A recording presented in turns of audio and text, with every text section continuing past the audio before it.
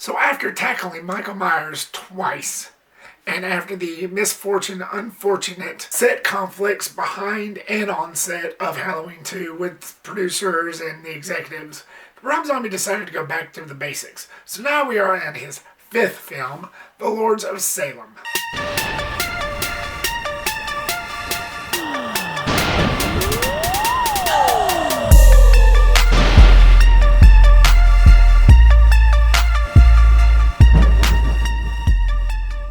What's up, everybody, and welcome back to my Rob Zombie film series review. We are 5 movies in. Thank you so much, guys, for clicking here. I really do appreciate it. I will be reviewing, as stated, every single one of Rob Zombie's live-action movies up to The Monsters, which will be out on September 27th on physical media and Netflix, followed by a ranking. Now, I know I hadn't been making that clear here lately, so I apologize for that, but a ranking will follow.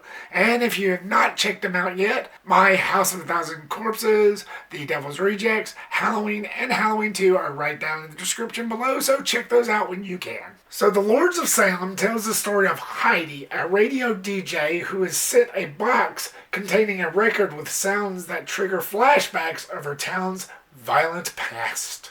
Now, this is another one of Rob Zombie's films that I've never really had the desire to watch again. Ever since it first came out back in 2013, which was the last time I ever watched it, but I had to watch it again for this film series review, I've never had the desire to watch it.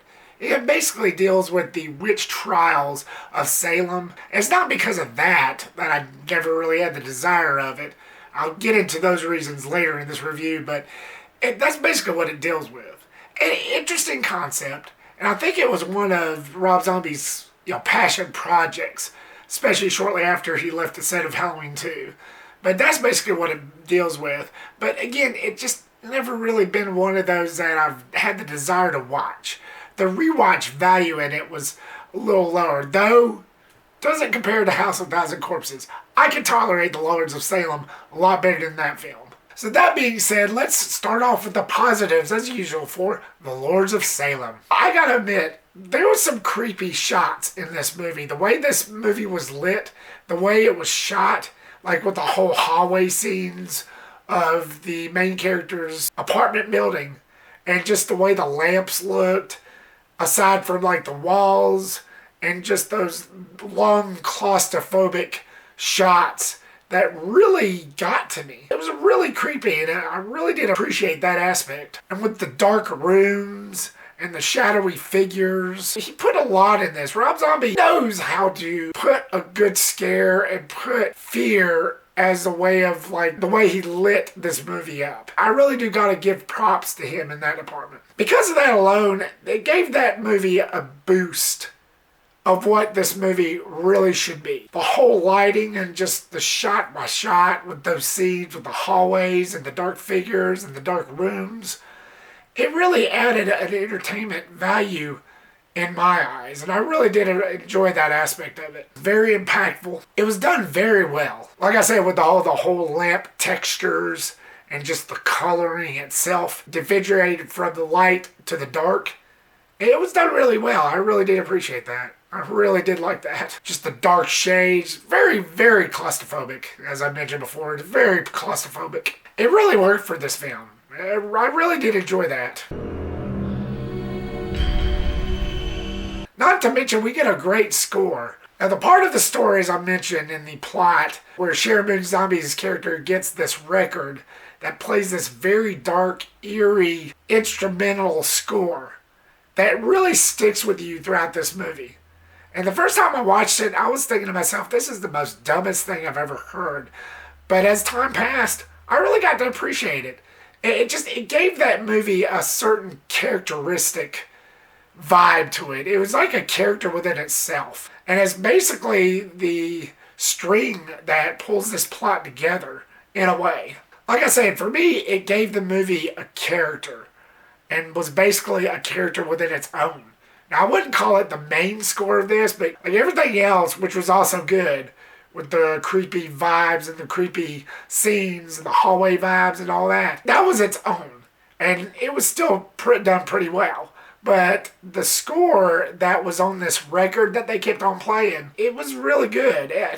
it really enticed me. I can tell it's going to be one of those that's probably going to stick in my mind for several weeks now. But again, it was good. It was definitely good.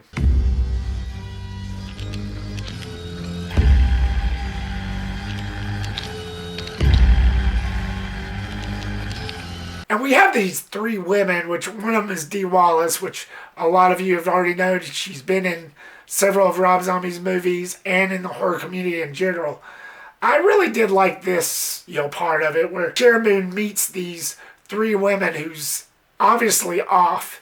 Something is just strange about them. It's just very off. They're very mysterious, and they're up to no good. Which brings us to the negatives. I felt like they took several steps back with Sheri Moon in this. And the last few, starting with Rejects, she was fine. She actually improved much well over House of a Thousand Corpses. But with the Lords of Salem, took a nosedive. She just was not that good in this.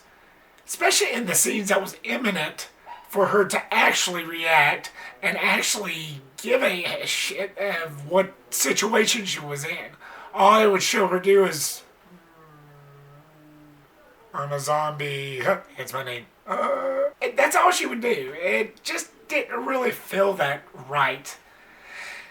To me, it would have been better off if Zombie would have just hired Scout Taylor Compton to do this part, to do the main character's part. She would have done a lot better because she was awesome in Rob Zombie's last two films.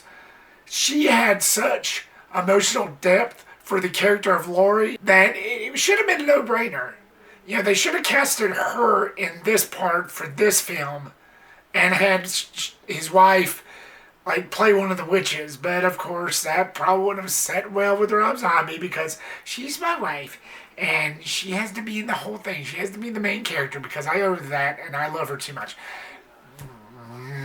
Again, you don't have to do that, dude. At least she'll be in it. She wasn't in the whole entire thing of Halloween 2. She was just a figment of Michael Myers' imagination. What difference could that have made if you'd have done the same for Sheri Moon's character? Just do a flip around. And Scout Taylor Compton, I really do believe that she probably would have played this part off a lot better than Sheri Moon herself. To be honest, she was bad enough to where I just couldn't care less about this character. So much so that after everything was said and done, they had this little home movie clip that they threw in there right before the end credits to where it was showing Sheri Moon's character playing with her dog in the yard, all happy and giddy and and I'm supposed to care about that? Why? This character obviously showed me no depth or nothing throughout the whole entire movie, so why should I care? Just why? But I said this before in this review series, I respect that Rob Zombie and Sheri Moon loves each other so much that they trust each other and that Rob Zombie wants his wife in every single one of his movies, preferably the main character. I get it. But still, it doesn't really make it right. It just doesn't. Again, Scout Taylor Compton. What could have been? It was doable. Just saying. That's just me. That's just me, guys. Compared to the last few of these movies, she just really took 2 or 3 steps back. In my perspective, anyway. Plus, you have a scene where Sheri Moon's character meets these 3 women that apparently is something screwy about them. And she can't see that. Yeah, that it's that obvious. And she's that blind. Nope, not gonna fly. Yeah, you need help, girl. You need help.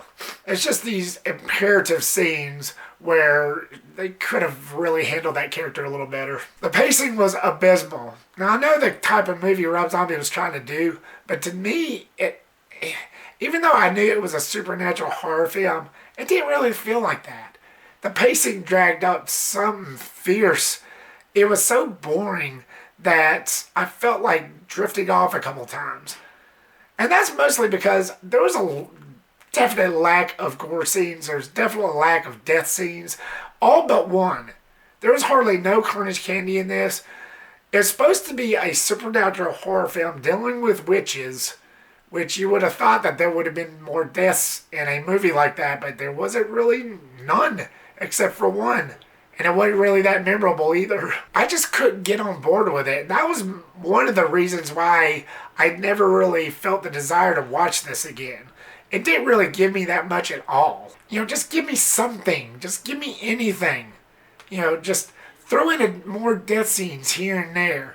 Like even with Ken Foree's character and Jeff Daniel Phillips' character, they could have at least killed them off because they wasn't really that much anyway. I didn't really feel that much of a place with their characters anyway. They were kind of bland. I just wish I got more of an experience from this movie alone. I just really didn't. But again, doesn't compare to House. I can tolerate Lords of Salem way better than I can House of Thousand Corpses. Never get that wrong. Ever. All in all, guys, the Lords of Salem, it was fine. Like I said, I can tolerate a lot more than House of Thousand Corpses. You still get that sense to where he learned from his mistake from that film, and he's improved so much. But compared to the last two, or the last few from Devil's Rejects, he did kind of take a step back, and there's really no denying that. It's just, this is the one movie to where it kind of opens up my eyes about Rob Zombie as a director and a writer, to where he furiously frustrates me. There is a good horror movie in there with the proper amount of scares, the right amount of ingredients for a horror film. There's something there with this guy, but he frustrates me. It's on that level already in this film review series, sadly. More hope with 31, which is the next movie I'll be reviewing. The movie had some worthy moments. Be that as it may, it wasn't the greatest because I was caught off guard. The Lords of Salem, have you seen it yet? What was your thoughts on it? Were you a fan? Did you find any enjoyment and value of this? Was this your favorite Rob Zombie movie? Or was this not for you at all? Leave me a comment down below and give me your thoughts. Thank you so much, guys, once again for watching this video. I really do appreciate it. Like, subscribe, comment, and share the big four. And be sure to click that bell icon so you don't miss a thing. And I will see you on the next one. Peace.